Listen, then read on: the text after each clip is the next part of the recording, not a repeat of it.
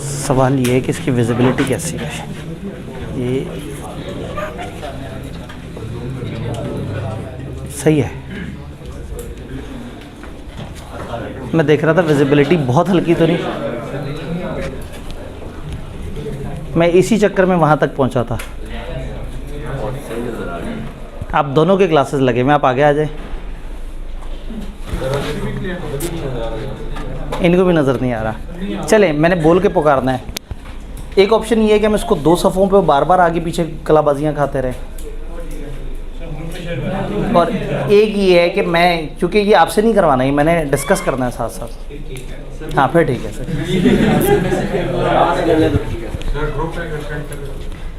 Group में send कर दें ताकि आप सॉफ्ट में ओपन कर लें। इसके लिए तो ये वाले भाई को करीब आगे इसकी तस्वीर खींच के ग्रुप में डाल दें। वाह, सॉफ्ट कॉपी की सॉफ्ट कॉपी। जी जी, असल में फिर ये तस्वीर करनी पड़ेगी ना। हाँ नहीं, फिर वही मैं चाह रहा था कि इधर काम ना करना पड़े, ये कर लें और मैं आगे पढ़ाई वाली बात शुरू कर लूँ। चलें यहाँ से कर लेते हैं।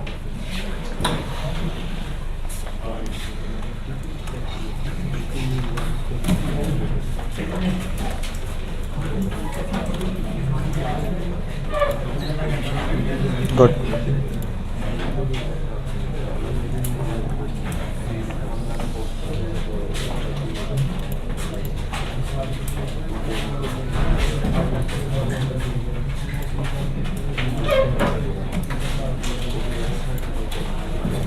हमारा माउस भी सारे ही है वैसे। नहीं, माउस भी बेचारा ना बड़ा गरीब सा ही है। मोड चेंज करके विंडो सेलेक्ट कर। नहीं, मैं इसीलिए आसान तरीका बताया था, लेकिन भाई को समझ नहीं आया।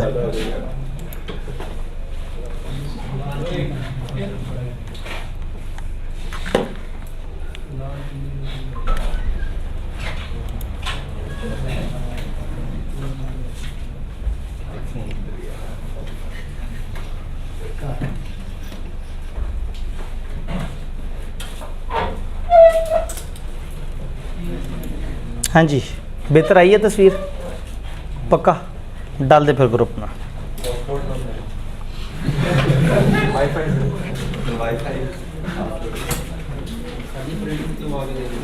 सही बात है। असल में मैंने देखना है कि आपको सवाल देख के समझ आती है या नहीं आती। तो स्लाइडें तो हम आपको लेक्चर के एंड पे भी दे सकते हैं, लेकिन वो विजिबिलिटी का मसला था। वैसे वाकई आप लोगों इतनी कमज़ोर आंखें क्यों हैं?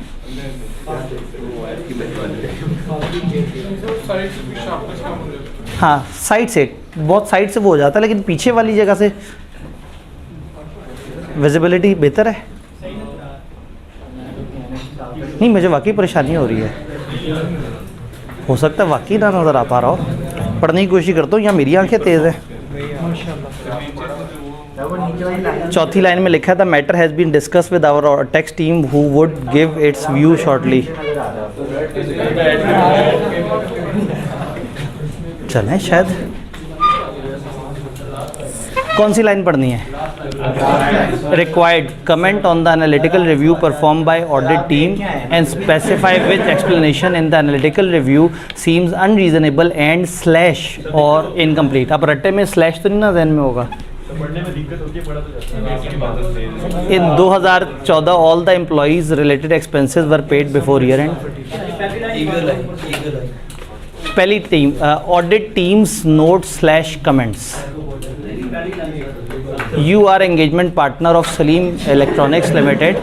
SEL is engaged in manufacturing and selling of electronic appliances including air conditioner, washing machines, refrigerator, electric lights. क्या बात कर रहे हैं? नहीं, मुझे परेशानी इस बात की है कि आप लोगों की आंखें इतनी कमज़ोर क्यों हैं? ये थोड़ी सी डरने वाली बात है। आप लोग मेरे से आधी एज के हैं तकरीबन। अब पता नहीं, हो सकता है आप लोगों की एज थोड़ा ज़्यादा बढ़ गई हो, लेकिन मैं 78 साल का हूँ। तो आधी नहीं है, चले आधी से थोड़ी सी ऊपर है, लेकिन कहने का मतलब है कि आप लोग फिर मोबाइल एक्सेसिव यूज़ तो नहीं कर रहे। तो मतलब चलो इस एज के बाद और बहुत सारे लैपटॉप्स पे काम करने के बाद तो असूलन मेरी आंखें थोड़ी सी, मैं मानता हूँ कि मेरी आंखें थोड़ी सी कमज़ोर हुई हैं, लेकिन आप लोगों की बात सुन के तो मुझे बड़ी परेशानी हुई है।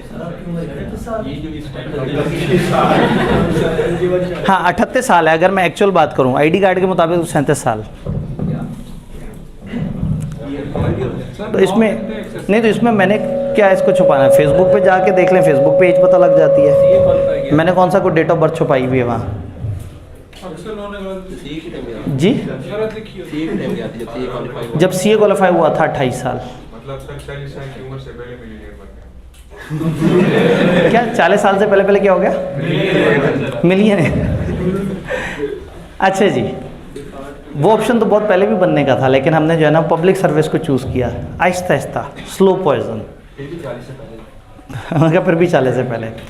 अच्छा खैर, मैं ये लाइन पढ़ के सुना दिया करूँगा, इसमें परेशान ना हो। अब आपके पास सॉफ्ट में आ गया, ग्रुप में आ गया, ग्रुप में आप उसको जूम करके देख सकते हैं। बस पॉइंट ये है कि हमने देखना है कि हो क्या रहा है और सवाल की रिक्वायरमेंट क्या है। Comment on analytical review perform by audit team. हमारी टीम ने कोई एनालिटिकल रिव्यू किया है, हमने उस पर कमेंट करना है। And specify which explanation in analytical review seems unreasonable and slash or incomplete. हमें कौन सी इंफॉर्मेशन अनरीजनेबल लग रही है, कौन सी इनकम्प्लीट लग रही है, कौन सी ठीक नहीं लग रही। ठीक है, प्रैक्टिस क्वेश्चन है, ये भी CFAP का ही प्रैक्टिस क्वेश्चन है, ताकि एक माइंड डेवलप हो जाए कि ज़्यादा इन्फॉर्मेशन है तो उसको किस तरह से डील करना है। कैफ में भी हमारे पास 1-2 सवाल हैं। ये एनालिटिकल रिव्यू ऑलरेडी हुआ हुआ है और आपने बताना है कि कौन सी जगह पे इनकम्प्लीशन है और कौन सी जगह पे आप कुछ प्लस माइनस करना चाहेंगे। अब आपने लॉजिकली चीज़ों को लेके चलना है। एंगेजमेंट मैनेजर है सलीम इलेक्ट्रॉनिक्स पे, और सलीम इलेक्ट्रॉनिक्स जो है वो मैन्युफैक्चरिंग और सेलिंग कर रही है इलेक्ट्रॉनिक अप्लाइंसेस की, जिसमें air conditioner, washing machine, refrigerator, electric light and bulbs हैं। एनालिटिकल रिव्यू के रिजल्ट्स यहाँ पे मौजूद हैं और आपने उसके ऊपर, यानी कि हमारी टीम ने काम कर दिया हुआ है। अब सवाल का फोकस डिफरेंट है, आपने रिव्यू नहीं करना, रिव्यू किया हुआ है टीम ने। अब आपने देखना है कि टीम ने सही रिव्यू किया या नहीं किया। तो टीम ने रिव्यू में कुछ पॉइंट्स आइडेंटिफाई किए होंगे, कुछ बातें डिस्कस की होंगी, आपको अच्छी ना लगें तो आप कहें नहीं यार ये मज़ा नहीं आया, इसमें ये बात भी पूछ लेनी चाहिए थी, ये बात मुनासिब नहीं है, इस बात में ये चीज़ ऐड हो सकती थी। डन। लेकिन बहरहाल वो वाली परेशानी अपनी जगह है। और मैंने वाकई आज गौर से देखा है क्लास को, तो तकरीबन 1/3 से ज़्यादा बच्चों के ग्लासेस भी लगे हुए हैं। मत करें, मोबाइल को इतना मत यूज़ करें। मुझे जेन्युइन नहीं लग रहा है कि आप लोग मोबाइल को एक्सेसिव यूज़ कर रहे हैं। अपने आप को बचाएं, मतलब बहुत जल्दी बहुत बूढ़े होना है।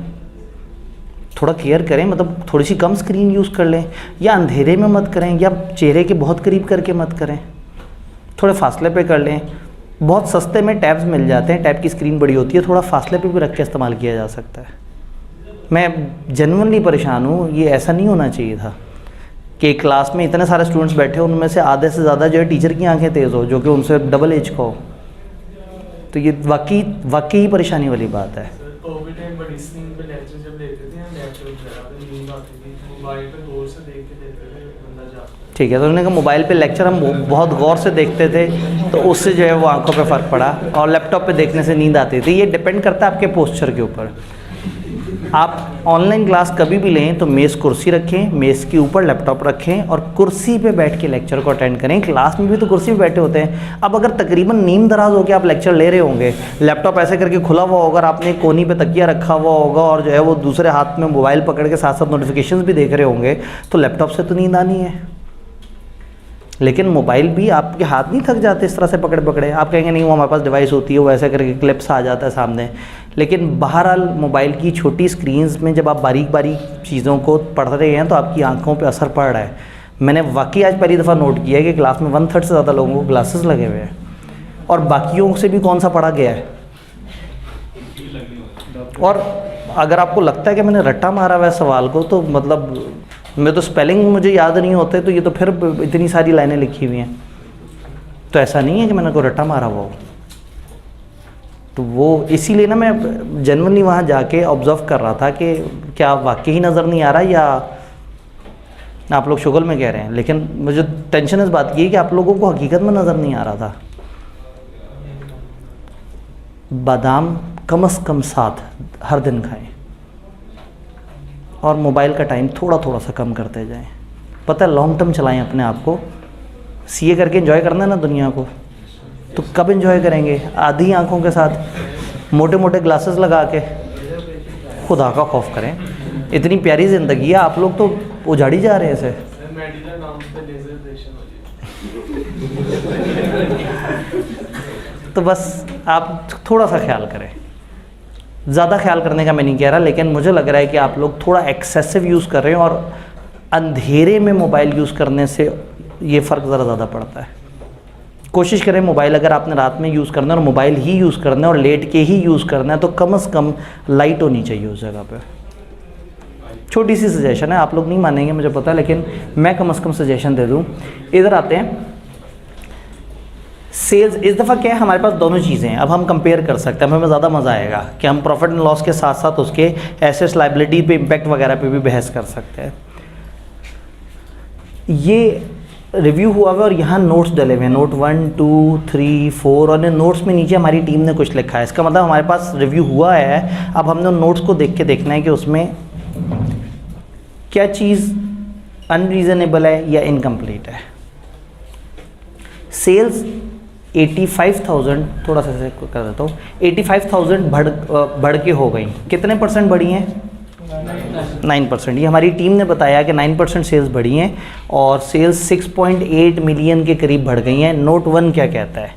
Increase in revenue is due to increase in sales of air conditioner by 12.6 million.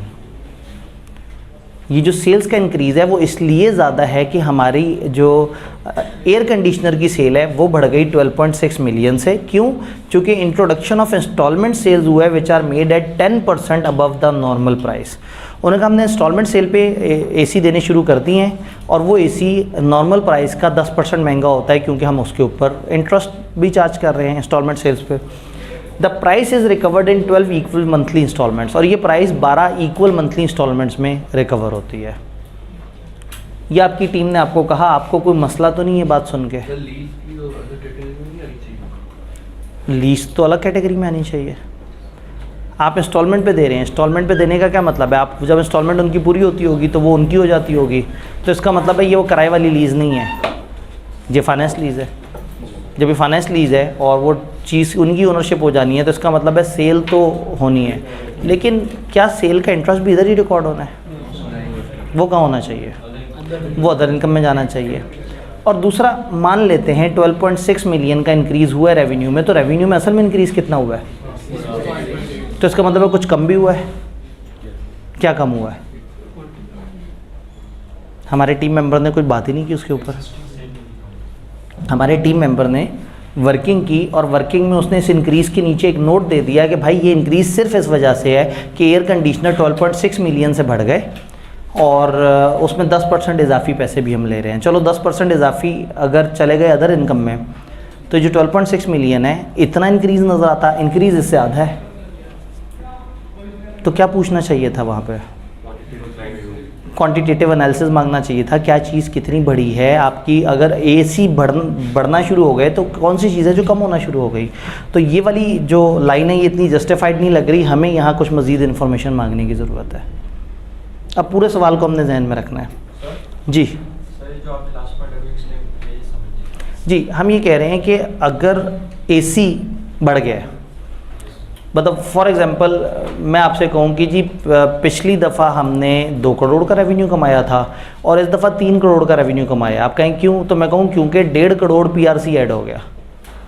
तो आप कहेंगे सर 1 मिनट, 1 करोड़ बढ़ा है सेल्स में और पीआरसी कितना है? 1.5, तो कम क्या हुआ है? इसका मतलब कुछ और सेल्स कम हुई होंगी। तो ये डिस्कशन तो हो गई कि एसी 12.6 मिलियन से बढ़ा है, लेकिन हमने जो देखा है इंक्रीज़ कितना है? 6.8 मिलियन।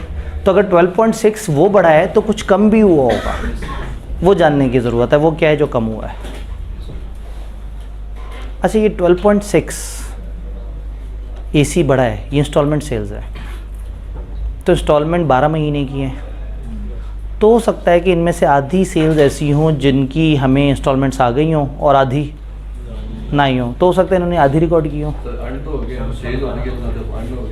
सेल कब रिकॉर्ड होनी चाहिए इंस्टॉलमेंट सेल्स पे? हमसे कस्टमर ने कहा कि मैं आपसे ये AC ख़रीद रहा हूँ किस्तों पे, AC ख़रीदने का एग्रीमेंट हो गया, अब वो हमें किस्तें देने शुरू हो रहा है, हर किस्त पे रेवेन्यू रिकॉर्ड होगा। रेवेन्यू कब रिकॉर्ड होगा? रेवेन्यू शुरू में रिकॉर्ड हो जाएगा, रिसीवेबल बुक हो जाएगा और फिर रिसीवेबल सेट होता रहेगा। तो इसका मतलब है कि तकरीबन रिसीवेबल भी बढ़ना चाहिए इस हरकत के बाद। और सेल 12.6 मिलियन पूरी ही रिकॉर्ड होनी चाहिए, आधी रिकॉर्ड नहीं होनी चाहिए। तो मुझे डर ये लग रहा है कि हो सकता है ये हर इंस्टॉलमेंट आने पे सेल उतने अमाउंट से रिकॉर्ड करते हो, तभी तो तकरीबन 12.5 मिलियन में से हाफ़ का इंक्रीज़ नज़र आ रहा है कि हाफ़ इंस्टॉलमेंट्स आ गई होंगी, हाफ़ नहीं आई होंगी, तो इन्होंने इस तरह से कर लिया। शक हो रहा है। सवाल ने कहा था comment on analytical review performed by audit team and specify which explanation in analytical review seems unreasonable and or incomplete। आपको कौन सी बात इनकम्प्लीट लग रही है, कौन सी अनरीज़नेबल लग रही है और कौन सी अनरीज़नेबल एंड इनकम्प्लीट लग रही है। तो हम कहेंगे ये अनरीज़नेबल बात लग रही है, इनकम्प्लीट बात लग रही है, इसमें हमें चीज़ें पूरी नहीं पता लग रही, हमें उनसे कुछ मांगना होगा। क्या मांगना होगा? सेल्स का ब्रेकअप मांगना होगा, और फिर ये इंस्टॉलमेंट सेल का प्रिंसिपल और मार्कअप का जो इम्पैक्ट है वो क्या है और इसको रिकॉर्ड करने की इनकी पॉलिसी क्या है, ये समझनी होगी। इंस्टॉलमेंट के एग्रीमेंट या जो जिस एग्रीमेंट के थ्रू कर रहे हैं, तो हम इनकी रेवेन्यू रिकग्निशन पॉलिसी को चेक करेंगे कि क्या वो IFRS के मुताबिक सही है या नहीं। डन। फिर कॉस्ट ऑफ सेल्स पे चलते हैं। कॉस्ट ऑफ सेल्स 51 मिलियन से 56 मिलियन हो गई है, 11% बढ़ी है। Note number 2, the increase in line with increase in revenue. हमारी टीम ने बहुत ही आसानी से कह दिया कि ये इसलिए बढ़ी है कि रेवेन्यू बढ़ा है। क्या कॉस्ट ऑफ सेल हमेशा सिर्फ रेवेन्यू के बढ़ने की वजह से बढ़ता है? मटेरियल की प्राइस इंक्रीज़ हो सकती है, लेबर की प्राइस इंक्रीज़ हो सकती है, ओवरहेड में चीज़ें प्लस माइनस हो सकती हैं, तो कुछ इम्पैक्ट तो उसका सेल्स के यूनिट से होगा और कुछ इम्पैक्ट रेट से होगा। तो ये जुमला इनकम्प्लीट लग रहा है। क्या मांगे? कॉस्ट ऑफ सेल्स का ब्रेकअप क्या है और उसमें क्या क्या चीज़ों की प्राइसेस इस ईयर में बढ़ी हैं। GP सर जैसे ये कॉस्ट ऑफ सेल वाली बात की आपने, अगर हम उनसे कहते हैं हर चीज़ पहले कस्टमर ऐसे करते हैं कि हर चीज़ अगर कांस्टेंट है तो फिर ठीक है, अगर नहीं तो फिर हम ये वाला ब्रेकअप मांगेंगे। जी, अगर तो हर चीज़ कांस्टेंट है, यानी कि हम यूँ भी कह सकते हैं कि हम उनसे कहेंगे कि अगर इस साल कोई चेंज नहीं हुई तो हम कुछ और इन्फॉर्मेशन लें। जी हाँ, ये वाली तार बर्दाश्त नहीं कर सकी वो ऑडिट को ना, मतलब उस एनर्जी को जो है ना। तो खैर हम ये बात कर रहे थे कि जो सेल्स है और कॉस्ट ऑफ सेल्स वो करीब करीब बढ़ रहे हैं, और हमारी टीम ने कह दिया कि जी कॉस्ट ऑफ सेल इसलिए बढ़ा कि सेल्स बढ़ी है। तो हमें उनसे ब्रेकअप मांगना चाहिए भाई कॉस्ट ऑफ सेल में क्या है, वो किस किस लेवल से किस किस रेट से चल रही है और उसमें किस किस चीज़ के साथ क्या इम्पैक्ट है। और जैसे इन्होंने कहा कि उनसे कहेंगे कि जी अगर सब कांस्टेंट चल रहा है तो कुछ और इन्फॉर्मेशन मांग लेंगे, और अगर कांस्टेंट नहीं है, इंक्रीज़ हुआ है, तो फिर हम उनसे पूछेंगे कि क्या क्या कितने कितने % इंक्रीज़ हुआ है। डन। कॉस्ट ऑफ सेल में क्या है?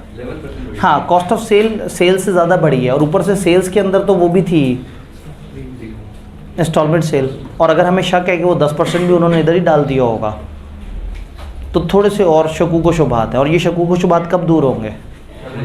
जब डाटा मिलेगा। और हमारी टीम जो है वो गोली खा के आ गई, उसको उन्होंने जो कहा वो मान गए। GP अगेन, मैं अगर ICAP में इस तरह का सवाल बनाऊं तो मेरी शदीद ख्वाहिश होगी कि मैं ये कैलकुलेशन गलत कर दूं, और बाद में एग्जामिनर कमेंट में कहूं कि बच्चों ने ध्यान ही नहीं किया कि सवाल में मैथमेटिकली भी डाटा एक्यूरेट नहीं था। यानी अगर मैं ये सवाल बनाता तो मैं ये GP को प्लस माइनस करके यहाँ अमाउंट गलत लिख देता, ये चेक करने के लिए कि क्या बच्चों ने इतना ध्यान से देखा कि उसको माइनस करके उतना ही बनता है। लेकिन ये ICAP वाले ये अच्छे लोग हैं, इन्होंने ऐसा नहीं किया। ये आपको एक ख़ास लेवल से ज़्यादा आगे तक नहीं जानना चाह रहे। एडमिन एक्सपेंसेस कितने से बढ़ गए? 1247 से कम हो गए। 2014 की निस्बत 2015 में कम हो गए हैं, और इंतहाई खूबसूरत इत्तेफाक है कि एक ख़ास अमाउंट से कम हुआ है। जितना प्रॉफिट बढ़ा है उतने से कम हो गया। ये थोड़ी सी अजीब सी, मतलब ये इत्तेफाक हो सकता है लेकिन मशकूक बात तो है।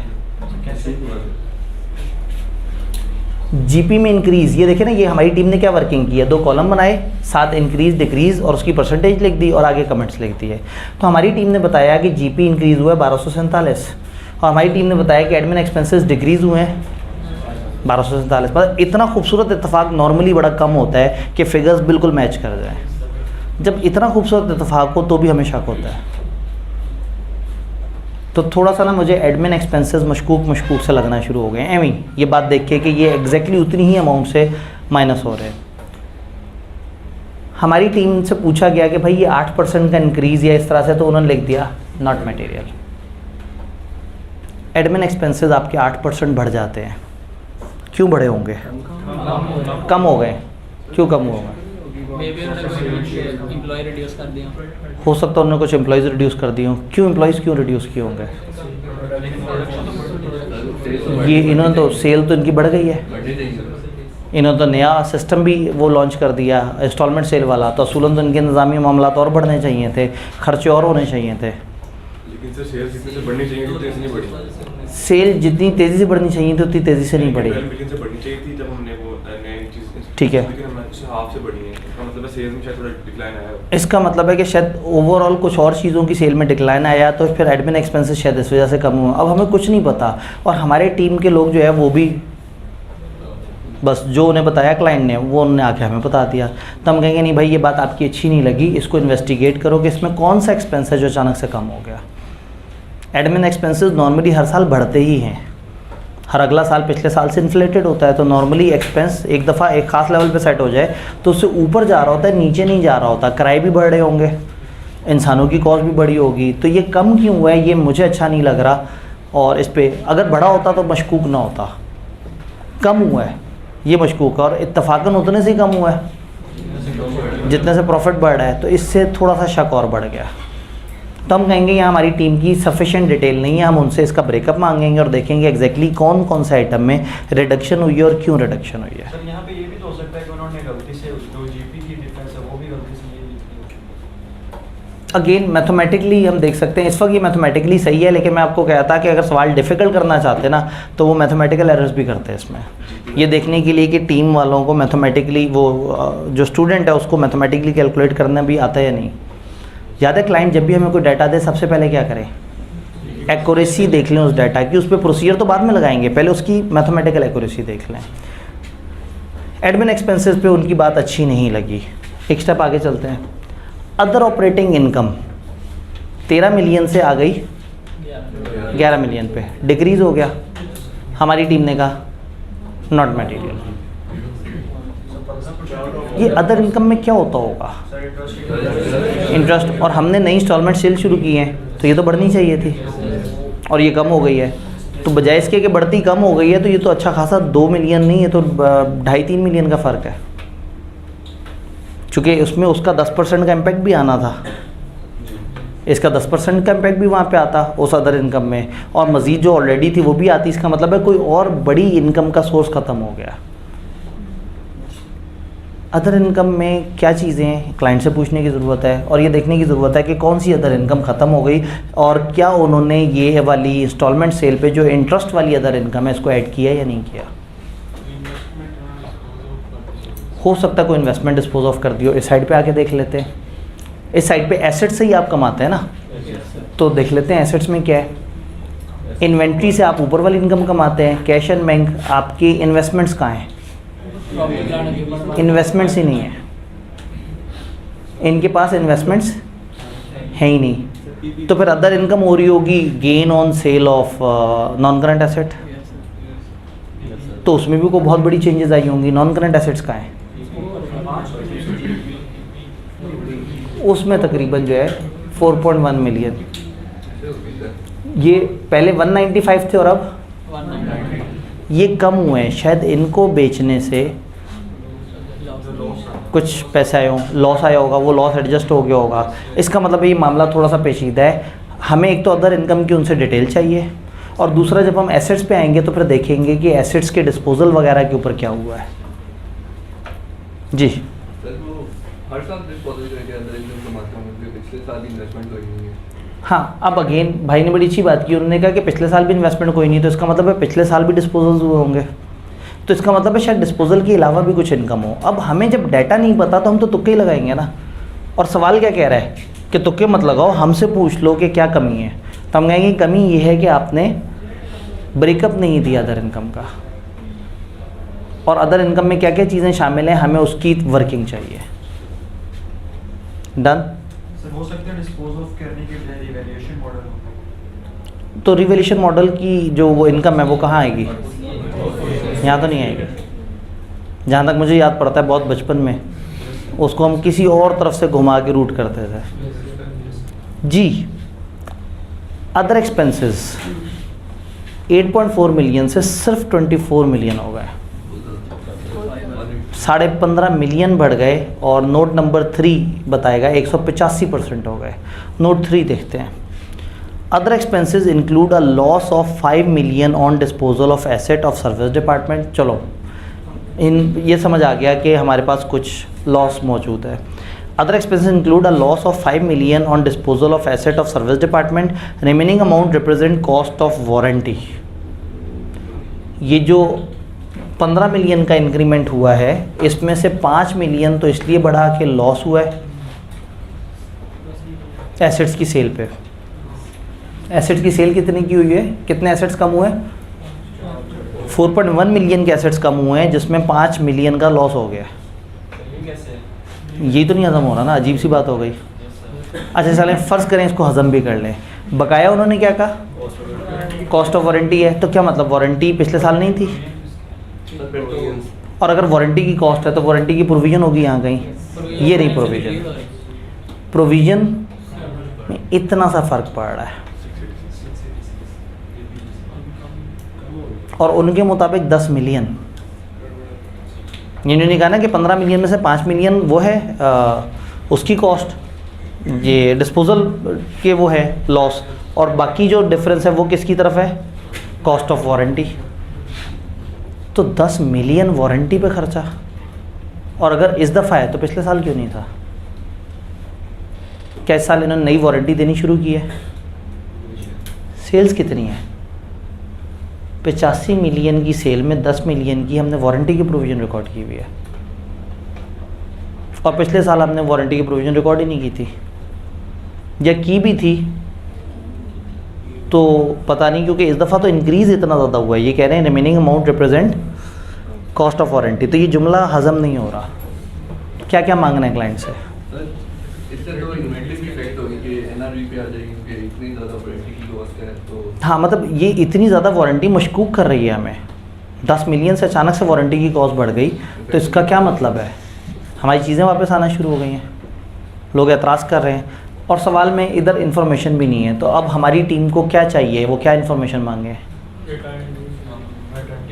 एक तो ये इस अदर एक्सपेंसेस का ब्रेकअप, फिर इसके अंदर जो डिस्पोजल वाला हुआ है मामला उसकी सारी वर्किंग, वो कितने रुपए के एसेट्स थे, वो कितने के डिस्पोज ऑफ हुए, और उस पर कितने का लॉस या कितने का प्रॉफिट किस तरह से आया, और उसके अलावा ये वारंटी क्या है, किस चीज़ की है, क्या पॉलिसी है, क्या इस साल आई है, और फिर क्या वारंटी की प्रोविज़न हमें ठीक लग रही है या नहीं लग रही, इसके ऊपर में काम करना होगा। सर जितना भी हो फिर भी अमाउंट अच्छी खासी बच जाती है। अमाउंट अच्छी खासी, वही बात है, आप जितना मर्जी भी सोच लेना, 15 मिलियन 10 मिलियन बड़ा मटेरियल है, मतलब सेल्स का तकरीबन 15% के आसपास है। ये 85 मिलियन की सेल्स है, तो 10 मिलियन एक छोटी अमाउंट नहीं है, इसको इग्नोर नहीं कर सकते। और इसको एक अचानक से उठा के वो वारंटी का नाम दे दें, और वो वारंटी इधर बढ़ती हुई नज़र भी ना आ रही हो हमें प्रोविजंस में, कम ना भी हो रही होती, ज़ीरो भी होती। 10 मिलियन इतना बड़ा डिफरेंस है कि कहीं तो दिखेगा, वो यहाँ दिख ही नहीं रहा। खैर उन्होंने 5 मिलियन का लॉस लिखा है वो भी तो। जी, अब 5 मिलियन का जो लॉस है किस चीज़ पे हुआ है? सर्विस डिपार्टमेंट के एसेट्स आपने बेचे हैं और उस पर आपको 5 मिलियन का लॉस हुआ है। अभी हम जब एसेट तक पहुंचेंगे कुछ और इन्फॉर्मेशन आएगी तो उस वक्त उस पर तबसरा कर लेंगे। ये इन्फॉर्मेशन साइड पे रख लेते हैं कि 5 मिलियन का लॉस हुआ है सर्विस डिपार्टमेंट के एसी डिस्पोज ऑफ करने में। Other expenses, interest expense 10 million से बढ़ के 12.7 मिलियन हो गए हैं, 2 मिलियन बढ़ गए हैं, 19% बढ़ा है। इन्होंने कह दिया नॉट मटेरियल। हम समझ लेते हैं इसे, इंटरेस्ट एक्सपेंस 10 मिलियन से 12 मिलियन मतलब 2 मिलियन बढ़ा होगा। इसका मतलब है कि कितने परसेंट बढ़ा है? 19%। तो लोन भी तकरीबन 19, 20, 21% के आसपास बढ़ा होगा। लोन को देख लेते हैं आके, कहाँ है जी loan? Long term loans from related party 80 million से 48 मिलियन पे गिरे हैं, सब्सटेंशियली कम हो गए हैं। और वो जो इंटरेस्ट एक्सपेंस है वो 20% से बढ़ गया है। और टीम ने क्या कहा? नॉट मटेरियल, जान छुड़ाई और आगे चले गए। जैसे कॉस्ट अकाउंटिंग का सवाल हो, एक अजम्पशन लें और आगे चल पड़े। तो ये नहीं करना चाहिए था हमारी टीम को। क्या किया इन्होंने? सर अब ये एक बार उन्हें इंडिविजुअली इग्नोर भी किया था मगर एक्यूमुलेट होके तो वो सिग्निफिकेंट बन गए हैं। हाँ, वही बात है कि आप ये कह रहे हैं not material not material not material, इन सारों को जोड़ें तो भी तो मटेरियल बन रहा है। तो ये बात अच्छी नहीं हमें टीम की लगी। एक चीज़ जो सामने से हर बंदे को समझ आती है कि अगर आपका इंटरेस्ट एक्सपेंस 20% से बढ़ेगा तो मोस्ट प्रॉब्ली आपका लोन भी तकरीबन बढ़ेगा। लोन कम हो रहा है, लोन 60% चला हुआ है। तो ये बात हज़म नहीं हो रही। इस पे हमें उनसे पूछना होगा कि ये कौन सा लोन है, ये लोन किस तरह से पे हुआ है, इसका कितना था। हो सकता है साल के स्टार्ट में लोन और हो, फिर प्लस हुआ हो, फिर माइनस हुआ हो, बहुत सारी वेरिएशंस हो सकती हैं। तो हम तो अभी तुक्का ही लगा रहे हैं। तो क्लाइंट से क्या मांगे? लोन की रिपेमेंट स्केड्यूल, साल में ओपनिंग से लेके क्लोजिंग तक लोन में क्या क्या मूवमेंट हुई है वो, इंटरेस्ट रेट पिछले साल का क्या था, इस साल का क्या था, ताकि हम देख सकें कि ये बात मुनासिब लग रही है नहीं।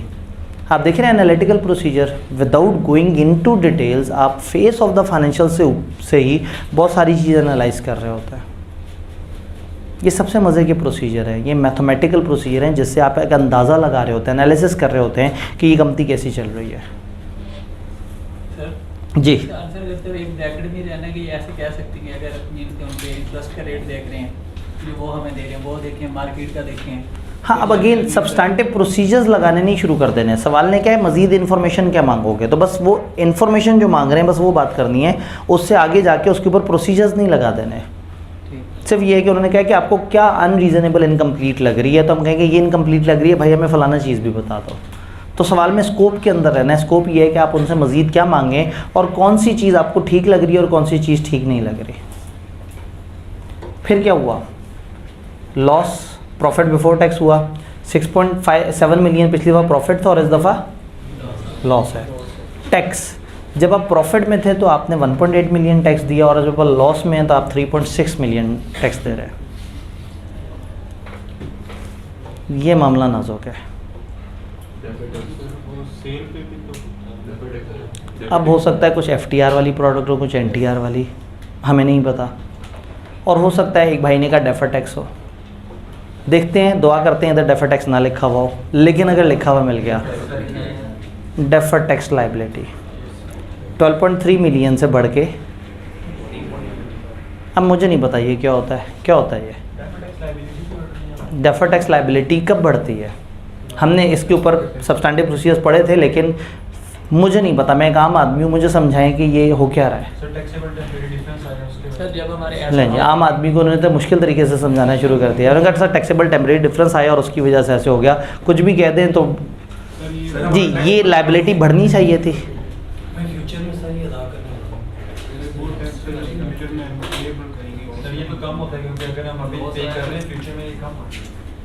प्रॉफिट वाले ईयर में हमने ये टैक्स दिया, लॉस वाले ईयर में ये फिगर कैसे आई होगी, क्या किया होगा? पहले कोई लाइबिलिटी होगी, उसको पे किया होगा, तो एंट्री क्या हुई होगी? लाइबिलिटी क्रेडिट हो गई होगी और डेबिट हो गई होगी। और क्या क्रेडिट हुआ होगा? सर अगर एक ऐसा चीज़ भाई आप वो कह रहे हैं ना, आप कह रहे हैं लाइबिलिटी कम हुई होगी। डेफर टैक्स पिछली दफ़ा क्या था? लाइबिलिटी था पिछली दफ़ा, और इस दफ़ा लाइबिलिटी बढ़ गई। सर इस पिछले साल लाइबिलिटी थी और इस साल मुझे लॉस हुआ है।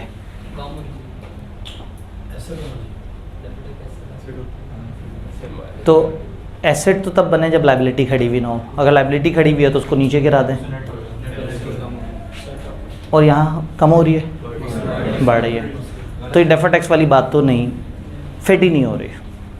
ना इनकी एसेट बढ़ रहे हैं ना रिसीवेबल। इसका मतलब है कि ये जो ये वाला मसला है ना, इसका डेफर्ड टैक्स से ताल्लुक नहीं लग रहा, क्योंकि जो हो रहा है वो तो ऑपोजिट है हमारी अंडरस्टैंडिंग से।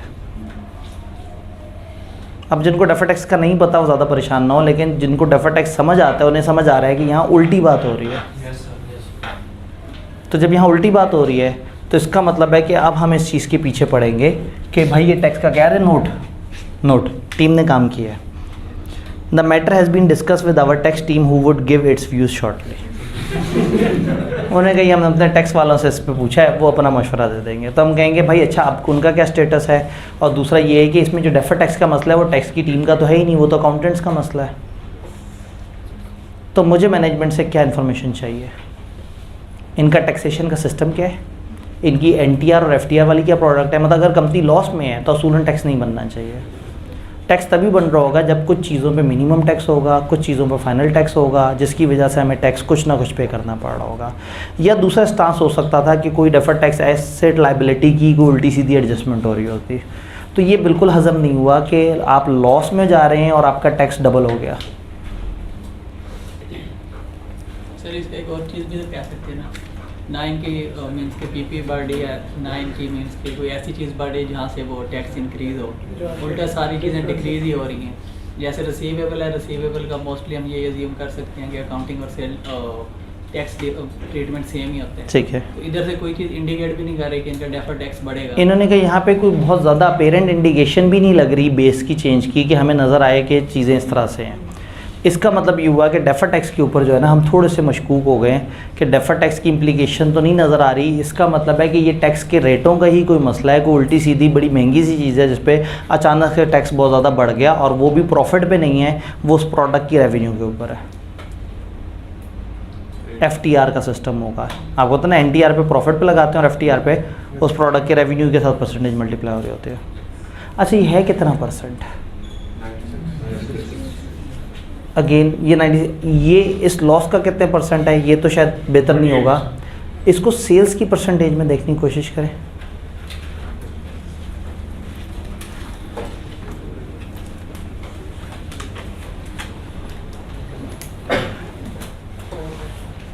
सेल का 4% है। सेल का 4% है। अब आपको कुछ ऐसे FTR के रेट याद आते हैं जहाँ 3.5-4% भी हों कुछ चीज़ों के ऊपर? अब पता नहीं आपको टैक्स याद है या नहीं। डिफरेंट तरह के कॉटन, राइस, इस तरह की चीज़ों की सप्लाई के ऊपर मुख्तलिफ तरह के FTR, खैर इग्नोर कर दें। अगर FTR है तो इस दफ़ा कोई नई प्रोडक्ट्स तो नहीं आई, पिछली दफ़ा भी वो प्रोडक्ट्स होंगी, तो पिछली दफ़ा भी उस पर होना चाहिए था। और पिछली दफ़ा के रेवेन्यू के साथ अगर इसका हम रेट देखें और इस दफ़ा के रेवेन्यू के साथ रेट देखें तो वो भी अनजस्टिफाइड है, तो गड़बड़ है।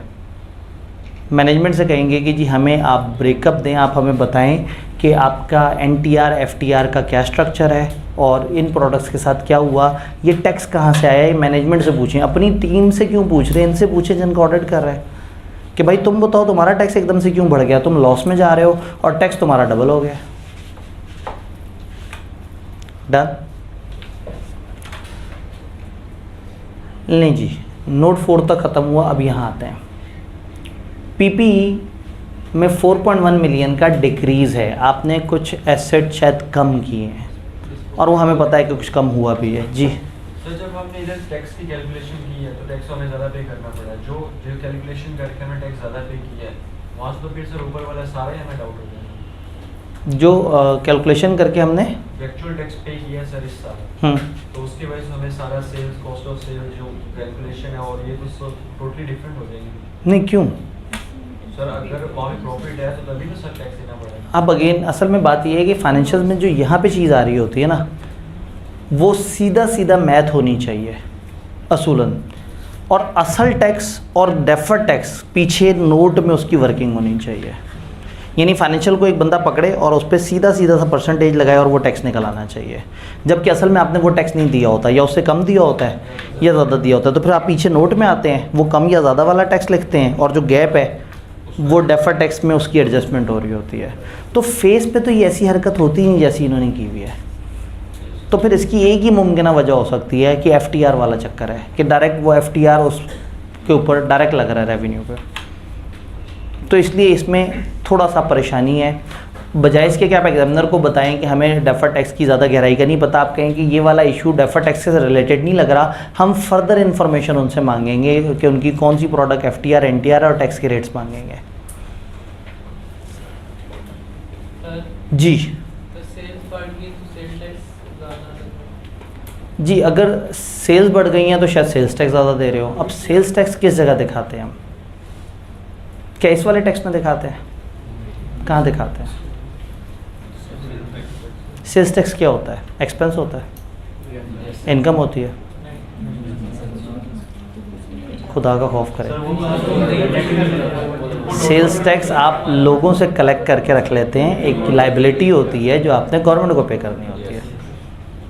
तो ना वो इधर आएगा ना कुछ और, वो रिसीवेबल पेबल्स वगैरह या किसी उस तरह के एरिया में आप दिखाएंगे, लेकिन sales tax is not an expense. और अगर आपका वो एक्सपेंस भी हो ना तो आपकी परचेजेज में एम्बेड हो जाता है। और अगर सेल हो तो सेल में आप अपना पोर्शन रिकॉर्ड करते हैं, जो ऊपर का सेल्स टैक्स का पोर्शन है वो आपका है ही नहीं, उसको आप गवर्नमेंट की लायबिलिटी के तौर पे आप कहेंगे कैश डेबिट हो गया, फॉर एग्जांपल 100 से कैश डेबिट हो गया, 90 से सेल्स क्रेडिट हो गई और 10 से पेबल टू गवर्नमेंट क्रेडिट हो गया। फिर आपका कुछ रिसीवेबल फ्रॉम गवर्नमेंट भी होगा आपकी बाइंग पे, फिर आप उसे नेट करते हैं। तो ये तो टैक्स वाली सारी बातें, होपफुली ये क्लियर है। तो सेल्स टैक्स यहाँ पे नहीं है, सेल्स टैक्स को आप इधर ना लेके आएँ। जी, और बात ये कह सकते हैं जो डेफर टैक्स का मसला होता है वो मोस्टली एसेट एंड लायबिलिटी से रिलेटेड होता है, उनका तो सेल टैक्स हो गया, इस चीज़ से तो कोई उसका कनेक्शन ही नहीं है। उसका कनेक्शन देखिए, हम असल में डेफर टैक्स को तो हमने पहले ही उठा के कचरे में फेंक दिया। हम कह रहे हैं डेफर टैक्स का मसला नहीं, कुछ और मसला है, वो कुछ और मसला हम उनसे पूछना चाह रहे हैं। Done. Property plant and equipment 4.1 million से कम हुए हैं और इन्होंने कहा कि हमने डिस्पोजल भी किया है। नोट नंबर 5 क्या कहता है? The decrease is due to disposal of asset of Service Department of Air Conditioners Division. The Service Department was outsourced last year. क्या मतलब? सर्विस डिपार्टमेंट लास्ट ईयर क्या था? आउटसोर्स, कोई और आपको सर्विसेज दे रहा था।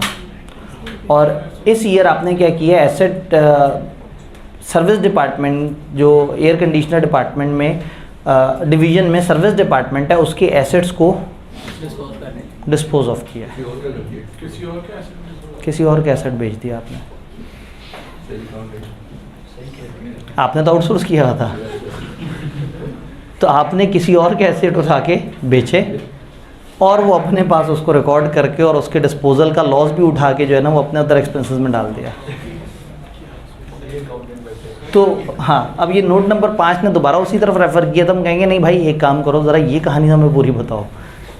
ये कौन सा डिपार्टमेंट था, किसके एसेट थे, उसकी बुक वैल्यू क्या थी, उसकी कॉस्ट क्या थी, उसकी क्यूमुलेटेड डेप्रिसिएशन क्या थी और उसको बेचा कितने का और कितना गेन और कितना लॉस हुआ। ये वर्किंग तो मांगनी पड़ेगी उनसे। हाँ, डिस्पोजल पे पहले भी हमें अजीब सा शक हो रहा था क्योंकि वो ज़बरदस्ती फिट हो रहा था वहाँ पे। तो मज़े की बात है अगर ये डिस्पोजल भी गलत निकल आया ना तो फिर तो ये 15 मिलियन सारा का सारा मशकूक हो जाता है। क्योंकि पहले ही उन्होंने हमें कहा था अच्छा 5 मिलियन तो डिस्पोजल के खाते गया ना, 10 मिलियन को हमें खेलने के लिए उन्होंने वारंटी दे दी। तो अगर वो 5 मिलियन भी गलत निकला तो फिर तो 15 मिलियन का एक अनजस्टिफाइड डिफरेंस है जो हमें पता ही नहीं लग रहा। और हमारी टीम क्या कहती है? इमैटेरियल। तो हमारी टीम जो है वो शायद बहुत बड़े बड़े सवाल करके आई होगी, तो उन्होंने छोटा सा एक इशू देखा होगा। सर जैसे पीपीई में और कुछ मसला लग रहा है आपको? अगर पीपीई कम हो रहा है तो डेप्रिसिएशन, अब डेप्रिसिएशन किस जगह जाती होगी भला? 2 जगह जाती होगी, या वो अदर एक्सपेंसेस में आएगी या वो कॉस्ट ऑफ सेल्स में आएगी। तो कॉस्ट ऑफ सेल और अदर एक्सपेंसेस में अगर वही बात है कि अगर प्रॉपर्टी प्लांट इक्विपमेंट पिछली दफ़ा के लेवल के आसपास ही हैं, तकरीबन सब्सटेंशियली पिछली दफ़ा के लेवल के आसपास ही हैं, बहुत 1-2% इतना बड़ा फ़र्क तो नहीं होता, तो इसकी वजह से कॉस्ट ऑफ सेल या अदर एक्सपेंसेस में ज़्यादा से ज़्यादा 1-2% का फ़र्क पड़ जाएगा। वो इतना बड़ा फ़र्क नहीं है जिसके ऊपर हमारी ये इतने बड़ी अमाउंट्स जस्टिफाई हो जाए। खैर सर यहाँ पे एक और चीज़ भी हो सकती है कि मीन्स के सर्विस डिपार्टमेंट के एम्प्लॉय हमने आउटसोर्स किया हो, अब उनको हम वो मीन्स के अगले साल अपने रख रहे हो या उनको मीन्स हो सकता है हमने पहले सर्विस डिपार्टमेंट के बंदे आउटसोर्स किए हों बाहर, और अब हम अपना डिपार्टमेंट बना रहे हैं। अब हम अपना डिपार्टमेंट बना रहे हैं नया, और उस नए डिपार्टमेंट का एसी उठा के बेच देते हैं। ये बड़ी अजीब सी बात है कि एक डिपार्टमेंट हमारा है ही नहीं, इसी साल वो डिपार्टमेंट बनाया और हमने उसका एसी बेच दिया। तो ये एसी कहाँ था, किस जगह का था, इसकी क्या कॉस्ट थी, किसका एसी था, हमारा था या उनका था, मतलब हमारे एसी थे या उनके एसी थे। कॉस्ट मांगने का फायदा नहीं, जब पता है कि श्योर का डिपार्टमेंट था उसका एसी बेचा तो फायदा होगा। हाँ, अब अगेन उन्होंने कहा लास्ट ईयर आउटसोर्स हुआ था, इस साल इधर है। अब सवाल ये कि इस साल जो एसी बिके हैं वो अपने उतार के बेचे हैं या उनके उतार के बेचे हैं, और अगर अपने बेचे हैं तो ये क्यों कह रहे हैं कि सर्विस डिपार्टमेंट का, सर्विस डिपार्टमेंट तो फाल ही अभी हुआ है। तो मेरे ख्याल में उन्हें समझ आती है कि जब सर्विस डिपार्टमेंट बोलते हैं तो चूँकि इसने कॉस्ट अकाउंटिंग सही नहीं पड़ी हुई होगी, तो ये सर्विस डिपार्टमेंट सुन के ही जो है ना वो कहता होगा हाँ हाँ हाँ ठीक है सही है, टिक लगा देता होगा। अपने कोई भाई बंद होगा ना, उसकी भी अकाउंटिंग इतनी होगी, तो अब हमने उसी को तो खींचना है कि यार क्या कर रहे हो, खुदा का खौफ करो। सर इससे वैसे एडमिन एक्सपेंस का भी हो जाता है, जैसे वो डिक्रीज हुआ है तो सर्विस डिपार्टमेंट को हमने आउटसोर्स किया है, उसमें जो लाभ है तो इससे हमारा जो एडमिन एक्सपेंस वो भी तो कम है। जी, थोड़ा सा evidence- अब अगेन वो ये कह रहे हैं कि हमारे जो एक्सपेंसेस हैं, एडमिन एक्सपेंसेस वो थोड़े कम हुए हैं, और शायद वो एडमिन एक्सपेंसेस इस वजह से कम हुए हैं कि हमने वो सर्विस डिपार्टमेंट आउटसोर्स कर दिया। तो शायद बात उल्टी है, पिछले साल तक हमारे पास था और अब शायद आउटसोर्स किया, और फिर समझ आती है पिछले साल तक हमारे पास था, अब हमने उसका एसी भी बेच दिया और आउटसोर्स भी कर दिया।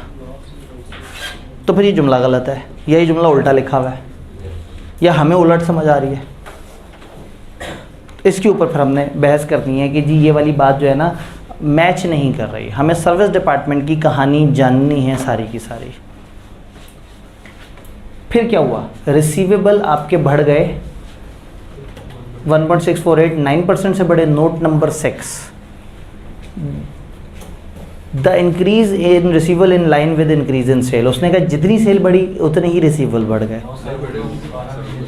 उतने ही बढ़ने चाहिए, उतने परसेंट ही ना, मतलब वो भी 9% बढ़ा, ये भी 9% बढ़ा। मैं तो लगता है कि थोड़े से और भी बढ़ने चाहिए थे, क्योंकि इंस्टॉलमेंट सेल्स है, पहले नहीं होती थी इंस्टॉलमेंट सेल्स।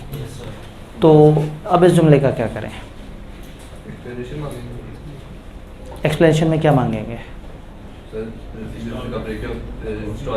रिसीवेबल में क्या है, इंस्टॉलमेंट वाले कितने हैं और रेगुलर रिसीवेबल्स कितने हैं, ताकि हम उसको कंपेयर करके देख सकें कि वो जो इंटरेस्ट इनकम जो हमें डाउट हो रहा है कि वो उन्होंने सही तरह से क्लासीफाई की है या नहीं की, उसका भी पता लग जाए। अब अगेन रिसीवेबल्स में ये देखा जा सकता है कि ये रिसीवेबल्स में कौन से हैं, क्या सिर्फ डेटर्स हैं या बाकी भी हैं। अगर सिर्फ डेटर्स हैं तो फिर डे बुक से हमें हेल्प मिल सकती है। रिसीवेबल्स मिल गए हो, हाँ मतलब कितने रिसीवेबल्स मिल गए हो, कैश बढ़ेगा, रिसीवेबल्स आपके बढ़ रहे हैं। सर वो जो 12% उधर सेल्स के हिसाब से बढ़ने चाहिए थे, वो कुछ हमें मिल गए हैं और हो सकता है कुछ मिल गए हो कुछ ना मिले हो। वो उन्होंने कहा था कि ये 12 महीने के ऊपर फैली हुई है इंस्टॉलमेंट सेल। तो अगर ओवर द ईयर हम स्प्रेड करके अगर एसेट्स ले रहे हैं तो by the end of year half of the receivables होंगे और हाफ ऑफ द रिसीवेबल्स नहीं होंगे। तो कम से कम उन हाफ रिसीवेबल का इम्पैक्ट तो आना चाहिए था। उस 12.6 मिलियन में से रिसीवेबल आधे तो कम से कम रिकॉर्ड होने चाहिए थे। कम से कम 6 मिलियन का तो डिफरेंस नज़र आता ही आता। बात समझ रहे हैं? 12.6 मिलियन की इंस्टॉलमेंट, और वो सिर्फ वो फेस वैल्यू है, उसके ऊपर 10% मज़ीद इंटरेस्ट भी है। तो रिसीवेबल में हमें मज़ीद शक है, हम उनसे कहेंगे कि हमें डिटेल्स दें। इन्वेंट्री के साथ क्या हुआ, इन्वेंट्री बढ़ रही है। Note number 7, the inventory balance is in line with prior year. उन्होंने कहा भाई पिछले साल भी तकरीबन ऐसे ही थी, इस साल भी तकरीबन ऐसे ही है। ठीक है, अब ज़रूरी थोड़ी बंदा हर बात पे एतराज़ करे। एवं एतराज़ करने के लिए आपको टेक्निकल बात करनी पड़ेगी। इन्वेंट्री कब बढ़ती है? जब आपकी सेल्स कम हो रही हो, सेल्स के साथ क्या होगा, बढ़ गई। तो ये तो अजीब सी बात है। तो इन line with last year balance तो नहीं है, हमारी सेल्स 7-8 मिलियन से बढ़ गई है, और हमारी जब सेल्स बढ़ गई है और हमारा एक एवरेज पॉलिसी है इन्वेंट्री वगैरह की, तो इन्वेंट्री हमारी नीचे आनी चाहिए थी। नहीं सर, वो बना ज़्यादा रहे हैं, cost शायद बना ज़्यादा रहे हैं, ज़्यादा बना रहे होंगे, फिर कॉस्ट ऑफ सेल में से माइनस किया होगा और इधर उठा के ऐड कर दिया होगा। सर कॉस्ट ऑफ सेल करेंगे तो आएगी। कॉस्ट ऑफ सेल तो उस चीज़ की लेंगे जो सेल करेंगे, तो कॉस्ट ऑफ सेल बनाई होगी लेकिन उसमें से इन्वेंट्री निकाली होगी और इधर डाल दी होगी। तो क्या इन्वेंट्री में क्या पूछें? इन्वेंट्री अकाउंट से होता है वो पूछो। इन्वेंट्री की जो अकाउंट करता है लास्ट 30 जून को, उसकी वो डिटेल लेंगे। इन्वेंट्री की बस अकाउंट की डिटेल ले लेंगे और ज़्यादा से ज़्यादा उनसे पूछ लेंगे कि भाई इन्वेंट्री के अंदर कोई अनयूजुअल फ्लक्चुएशन है तो हमें बता दें। कैश इन बैंक 8 मिलियन से 7.9, नॉट मटेरियल कह दिया और ठीक है। अब क्या 83,000 रुपये पे क्या बात करें, 83,000 ही है ना। 83,000 से कैश कम हुआ है और कैश कम ही होना चाहिए। बढ़ना चाहिए। क्यों बढ़ना चाहिए? सेल्स बढ़ी है, लेकिन सेल्स में से बहुत सारी सेल्स तो इंस्टॉलमेंट सेल्स भी है। इंस्टॉलमेंट सेल में पैसे तो पूरे नहीं आए होंगे, तो और रिसीवेबल भी बढ़े। तो इसका मतलब है कि कैश की फ्लक्चुएशन जो है ना, वो जब तक हमारे सामने पूरी की पूरी कैश फ्लो स्टेटमेंट ना हो, या जब तक हमारे पास कैश का पूरा हिसाब किताब ना हो, उसके ऊपर मुश्किल है। और दूसरा तकरीबन पिछले साल के आसपास के लेवल पे है, तो कभी कभी उस बेचारे की भी सुन लेते हैं।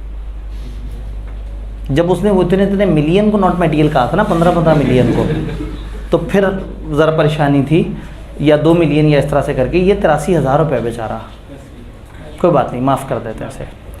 शेयर कैपिटल, अस्तगफिरुल्लाह, शेयर कैपिटल भी बदल गया। 32,000 यानी कि 32 मिलियन का कैपिटल इंक्रीज़ हुआ है। Note number 8, company has converted the loan from related party into equity. Related party का कोई लोन था जिसको कन्वर्ट कर दिया इक्विटी में, and shares issue shares amounting to 32 million. गली मुका दी, उन्होंने कहा जी आपने लोन लिया था रिलेटेड पार्टी से, वो आपने कन्वर्ट कर दिया इक्विटी में, तो इसका मतलब एंट्री हुई होगी कि इक्विटी क्रेडिट हो गई होगी और लोन डेबिट हो गया होगा। तो लोन कहाँ है? ये कम हो रहा है और वो बढ़ रहा है। वो 32 मिलियन से बढ़ रहा है, ये 31,808 से कम हो रहा है। कम होते होते भी बीच में खाया गया। तो कम से कम ये एंट्री तो सीधी होनी चाहिए ना, अगर उनकी बात मान भी ले। थोड़ा बहुत तो चलता है। इसके ऊपर कोई नोट डाला हुआ है, नोट 8। ये नोट 8 वही है, कंपनी ने लोन को इक्विटी में कन्वर्ट किया। अच्छा, इसका मतलब है कि एक लोन था जो इक्विटी में कन्वर्ट हुआ, तो साल के शुरू में उसके ऊपर इंटरेस्ट आया होगा और बाद में उस पर नहीं आया होगा क्योंकि वो इक्विटी में शिफ्ट हो गया। तो इंटरेस्ट में क्या हो रहा था? इंटरेस्ट बढ़ रहा था। तो इंटरेस्ट कैसे बढ़ सकता है अगर लोन ही इस साल कन्वर्ट हो गया हुआ है? ये फिगर से एक्यूरेट आनी चाहिए। और ये कम से कम ये जो डिफरेंस है, अगर वो 32 मिलियन का डिफरेंस है तो ये भी पूरा 32 मिलियन का डिफरेंस। कोई रिसीवेबल पेबल का अलग हिसाब था तो वो किसी और खाते में एडजस्ट होता ना। लॉन्ग टर्म लोन तो प्रिंसिपल अमाउंट से माइनस होता और इक्विटी प्रिंसिपल अमाउंट से ऐड होती। तो ये बात हमें हजम नहीं हो रही, इसकी हमें डिटेल मांगनी होगी कि किस किस्म का लोन था, क्या ये कन्वर्टेबल इनटू इक्विटी था भी या नहीं था। और रिलेटेड पार्टी है, रिलेटेड पार्टी को लेके तो ऑडिटर बहुत ही मशकूक हो जाता है कि रिलेटेड पार्टी है तो आपस में मिलजुल के कोई ना कोई बीच में गड़बड़ की होगी फाइनेंशियल बेहतर बनाने के लिए। तो ये वाली चीज़ हमें हजम नहीं हुई, ये ट्रांजैक्शन सही से नहीं हुई और इस ट्रांजैक्शन के पीछे रीज़न भी हमें नहीं पता। अब आगे आपका फेवरेट एरिया आ गया, डेफर टैक्स। 12.3 मिलियन से बढ़ के 14.8 मिलियन हो गई है डेफर टैक्स की लाइबिलिटी। ऐसा कब होता है भला? सर या तो हमारे एसेट्स इंक्रीज हो, या हमारे एसेट्स इंक्रीज़ हो, या लाइबिलिटीज़ डिक्रीज़ हो। हमने डेबिट क्रेडिट सीधा कर दिया ना कि एक क्रेडिट क्यों बढ़ता है जब दूसरा क्रेडिट कम हुआ होता है, या क्रेडिट तब बढ़ता है जब डेबिट भी बड़ा होता है। तो वो तो साबित हो जाएगा अगर मैं यहाँ से एसेट्स लाइबिलिटीज़ का, क्योंकि इसने टैली तो करना ही है, तो मैथमेटिकली यूँ देखेंगे तो बिल्कुल सही लगेगा। तो और रीज़न भी होती है डेफर टैक्स की।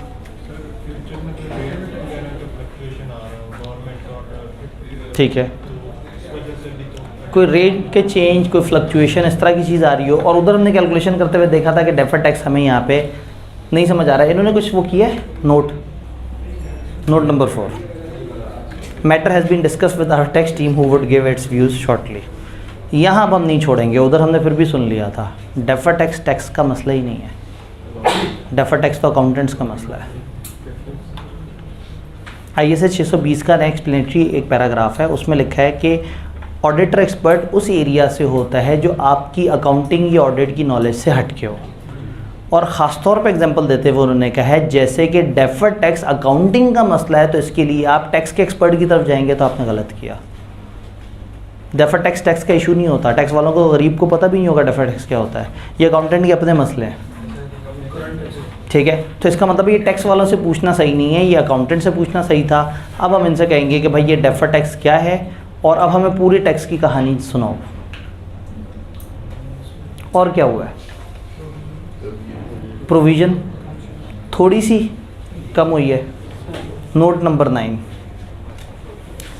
Last year provision include provision for impairment in assets of service department. ये सर्विस डिपार्टमेंट ना उन्होंने रखा हुआ है, जहाँ जो चीज़ फंस जाए ना, उसे कि वो याद है वो सर्विस डिपार्टमेंट, हाँ सर्विस डिपार्टमेंट, वो नीवा होकर चला जाएगा, उसे पता ही कोई नहीं सर्विस डिपार्टमेंट कैसे काम करता है क्या। तो ये जी इम्पेयरमेंट भी उन्होंने वो कर दी कि provision for impairment in asset of service department था, remaining increase of 1.3 million is immaterial. जी अब एसेट या बिक गए हैं या इम्पेयर हो रहे हैं, सर हैं भी वो हमारे नहीं, बिक भी रहे हैं, इम्पेयर भी हो रहे हैं, एसेट भी हमारे नहीं है। लास्ट ईयर वो तो सर्विस डिपार्टमेंट के बारे में हमें मुकम्मल आगाही दी जाए, हमें बताया जाए कि ये कौन है, क्या है, क्या कहानी है, ये हमारा है या किसी और का है, और उसके एसेट हमारे हैं या किसी और के, और उसके AC के साथ असल में हुआ क्या था। एक दफ़ा ये AC जो है ना, ये पता लग जाए कि ये चल क्या रहा है। जी जी, इन्होंने कहा remaining increase of 1.3 million is a material. भाई ने बड़ी मज़े की बात की, उन्होंने कहा यहाँ डिक्रीज़ हो रहा है, और एक्सप्लेनेशन क्या आ रही है, इंक्रीज़। इस वजह से वो बताना चाह रहे हैं कि लास्ट ईयर उसमें प्रोविज़न शामिल थी इम्पेयर्ड एसेट्स की, फिर वो इम्पेयर होते होते बेचारे बिल्कुल ही थक गए, तो उसको उठा के हमने डिस्पोज कर दिया होगा। जब डिस्पोज कर दिया होगा तो उसमें मज़ीद लॉस आ गया होगा। तो इस साल ये वाले प्रोविज़न में ऑलरेडी इतनी सारी चीज़ें उस वाली प्रोविज़न की पहले डली हुई होंगी, वो भी माइनस हो गई, तो डिफरेंस तो बहुत ज़्यादा पड़ना चाहिए था, लेकिन कम पड़ा क्योंकि 1.3 मिलियन से बड़ी भी है प्रोविज़न। वो जस्टिफिकेशन कुछ इस तरह से दी है, और उन्होंने कहा वो जो बड़ी है ना वह मटेरियल है। तो ये सर्विस डिपार्टमेंट हमें नहीं समझ आ रहा, ये हमें चाहिए। एंड पे क्या है, क्रेडिटर और एक्रूड एक्सपेंसेस, क्रेडिटर 11 मिलियन से बढ़ गए हैं, 30%, no tax. In December 2014 all the employees related expenses were paid before year end. ये जुमला कहना क्या चाह रहा है, दिसंबर 2014, हम कौन सी ईयर का ऑडिट करें, दिसंबर 2015 पे खड़े हुए हम। वो कहता है दिसंबर 2014 में जितने भी एम्प्लॉय रिलेटेड एक्सपेंसेस थे वो ईयर एंड से पहले पे हो गए थे। वो कहना ही चाह रहे हैं कि इस साल पे नहीं हुए होंगे, जब पे नहीं हुए होंगे तो वो एक्रूअल में आ रहे होंगे। एक्रूअल कितने से बढ़ गया, 11 मिलियन। तो ये पूरे साल की तनख्वाहें होंगी, आखिरी महीने की तनख्वाह होगी, मतलब आखिरी महीने की तनख्वाहें हम नहीं दे सके तो 11 मिलियन से फ़र्क पड़ गया, तो साल भर की तनख्वाह क्या रही होगी,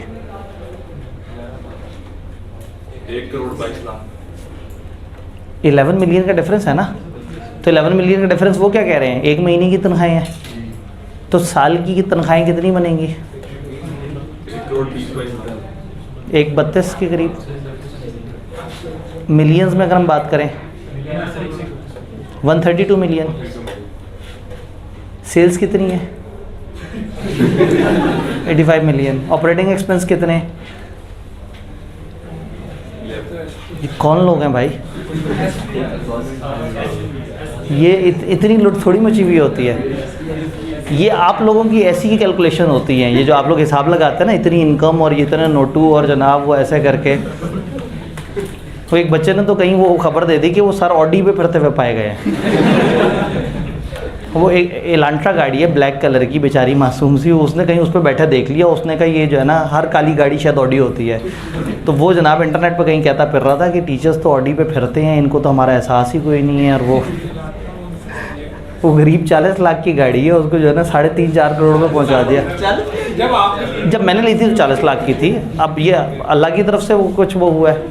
लास्ट ईयर जनवरी में वो 40 लाख की थी, इस वक्त 82 लाख की है। बस किस्मत से मुझे पहले से पता लग गया होगा कि मेरा खान जाने वाला है ना, खान के जाने का दुख सोचते साथ ही गाड़ी खरीद ली। खैर सही बात। तो ये बात हजम नहीं हुई भाई, मैथमेटिकली नहीं हजम हो रही। हम कहेंगे यार को अकल को हाथ मारो, 1 महीने की तनख्वाहों से 11 मिलियन का फ़र्क पड़ गया, तो साल की तनख्वाहों से तो फिर पूरा मुल्क ही दिवालिया हो जाएगा। ठीक है, मतलब इतनी बड़ी तनख्वाहें, आपके टोटल ऑपरेटिंग एक्सपेंस, टोटल वो सारी चीज़ें मिला के मतलब इस ऑपरेटिंग एक्सपेंस में होंगी ना तनख्वाहें,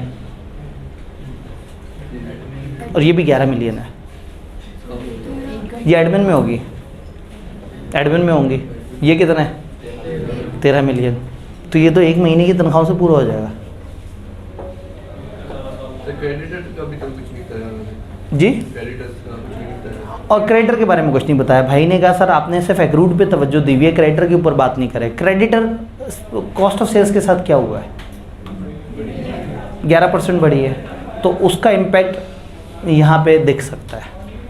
तो हम कह सकते हैं कि क्रेडिटर के ऊपर 11% का इम्पैक्ट एक नेचुरल इम्पैक्ट आ सकता है कि आपकी कॉस्ट ऑफ सेल जितने से बढ़ी उतने से आपके क्रेडिटर्स बढ़ गए होंगे। वैसे तो कॉस्ट ऑफ सेल में काफ़ी कंपोनेंट्स होते हैं, क्रेडिटर बढ़े होंगे सिर्फ मटेरियल वाले एलिमेंट की वजह से, लेबर से नहीं बढ़ा होगा, ओवरहेड से नहीं बढ़ा होगा। तो चलो अगर वो 11% बढ़े हैं तो 4-5% तो क्रेडिटर भी बढ़ते हैं, लेकिन ये तो जालिम 30% बढ़ रहा है। तो ये सारी चीज़ें देखने के बाद ग्रैंड टोटल इक्विटी लायबिलिटी वो शायद आपस में फिर टैली कर रहे हैं। तो एक सवाल इस तरह से भी आ सकता है कि आपको 2 डायमेंशनल एनालिसिस करना हो, एक तरफ से इनकम स्टेटमेंट हो और उसमें जो अजीब सी बात लगे आपके पास बैलेंस शीट के आइटम्स हो, स्टेटमेंट फाइनेंशियल पोजीशन के, और साथ साथ कुछ तबसरे हों, उनको देखते जाएं और उसके हिसाब से आप आंसर करते जाएं। जिस चीज़ की हमने प्रैक्टिस की है और जो मुझे खुशी है वो ये है कि हमें एनालिटिकली सोचना आ गया है, हमें मैथमेटिकली सोचना आ गया। हमें ये पता लग गया है कि एक डाटा को देख के, यानी अब आप देखें ना कि आपने कोई बहुत डिटेल्स एविडेंसेस नहीं देखे, आपने 2 डॉक्यूमेंट्स पकड़े हैं, उनको कंपेयर किया। अगर ये बातें नहीं भी लिखी होती तो आपने बहुत सारी बातें बता देनी थी। तो जो नई स्किल हमारे अंदर डेवलप हुई है वो ये है कि किसी भी कंपनी के फाइनेंशियल्स को देख के हम मोटे मोटे तबसरे कर सकते हैं। आपको पता है इन्वेस्टर ऐसे ही करता है, एक इन्वेस्टर ने जब एक कंपनी पे इन्वेस्ट करना होता है तो वो इस तरह से उसकी ये 2 मेन फाइनेंशियल्स पकड़ता है और इसकी बेस पे, इसीलिए पिछले ईयर से डिफरेंस दिया हुआ होता है, पिछला ईयर साथ खड़ा हुआ होता है। तो आप अंदाज़ा लगाते हैं कि कंपनी अच्छा परफॉर्म कर रही है या नहीं कर रही, कंपनी के पैसे इन्वेंट्री में तो नहीं फंसने शुरू हो गए, कंपनी के एसेट्स तो नहीं कम होने शुरू हो गए, कंपनी की इनकम में तो नहीं कुछ अजीबोगरीब से मसले आ गए। तो एनालिटिकल प्रोसीजर ये जो हमने लगाया ये तकरीबन at the end of audit वाला है कि टीम ने सारा काम कर लिया, अब हम देख के ओवरऑल अंदाज़ा लगा रहे हैं कि वो बढ़ा है तो उसके साथ क्या हुआ, वो बढ़ा तो उसके साथ क्या हुआ। क्वालिटी कंट्रोल रिव्यू और मतलब क्वालिटी कंट्रोल रिव्यूअर जो आता है ISA 220 के मुताबिक वो इन चीज़ों को देख रहा होता है। ISA 220 याद है, ईद से पहले वो 11 बच्चों के सामने जो लेक्चर डिलीवर हुआ था उसको हमने फिर ग्रुप में शेयर करने की कोशिश की थी, हो गया शेयर। तो अगर किसी का 220 मिस हुआ हुआ है तो ज़रूर उस दिन की वीडियो देख लें, और अगर फिज़िकल वालों का मिस हुआ है तो हमने फिज़िकल के ग्रुप में भी शेयर कर दिया है, इसीलिए कि आप लोगों का वो मिस ना हो जाए। वो एक अच्छा मज़े का स्टैंडर्ड है और वो अंडरस्टैंडिंग के लिए ज़रूरी है। तो ये सवाल, अगला सवाल आपको दिखा के होमवर्क के लिए दे दूँ? बिल्कुल कल करेंगे, मतलब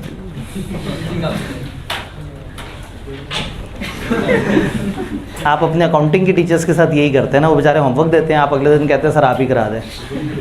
लेकिन मैंने आपको इनेबल करना है, अगर मैं ही सवाल करता रहूँगा तो फिर फ़ायदा कोई नहीं। ठीक है, तो कहें आज आपने कौन सा कराया, हमसे पूछ पूछ के किया, आपको तो पता ही नहीं था। तो चलें ठीक है, कल फ्राइडे सैटरडे टेस्ट का क्या होगा, क्योंकि सैटरडे का दिन ना और भी बड़ा मसले में आ रहा है। क्लैशेस। MFA वालों को भी ना मैं थोड़ा सा लेफ़्ट राइट टाइम घुमा के किसी और तरफ लेके जाने की कोशिश करूँगा। MFA का तो नहीं कोई बैठा हुआ? ठीक है, नहीं मुझे पता है, मैं इसलिए जान के वो किया है। तो होमवर्क ही देना पड़ेगा। होमवर्क देते हैं कल, उसके ऊपर कम से कम आप थोड़ा सा पढ़ के आए होंगे, एक फाइन ट्यून डिस्कशन हो सके, इतना तो कम से कम एक्सपेक्ट कर सकता हूँ। आपने घर जाके कुछ पढ़ना तो नहीं है ना? तो किताब दिखाएं, किताब के एंड पे पास पेपर दिए हुए मैं आपको, ताकि ये बहाना भी ख़त्म हो जाए, सर व्हाट्सएप में आया था सवाल, हमें नहीं पता था।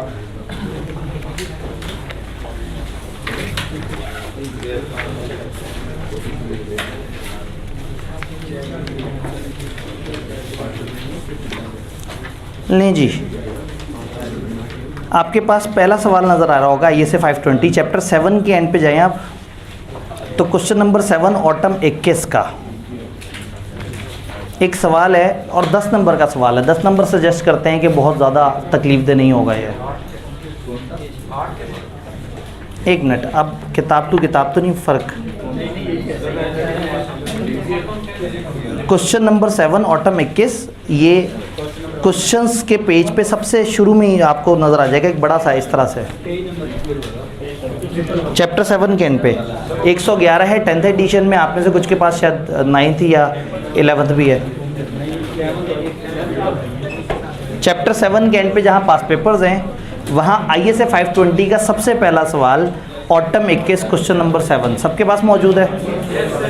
इस सवाल को देखें, सोचें, जो अपने जहन में जवाब आया है, अगर हो सके तो बेशक सॉल्यूशन से भी कंपेयर करें, नहीं तो कल पहले इस सवाल पे डिस्कशन करते हैं और फिर एक छोटा सा स्टैंडर्ड ना हमारा पीछे चैप्टर 4 का एक छोटा सा स्टैंडर्ड हमारा रहता है, वैसे 2 रहते हैं लेकिन जो छोटा वाला है वो हम कल कर लेंगे, ISA 230 इंशाल्लाह डॉक्यूमेंटेशन का। ठीक है।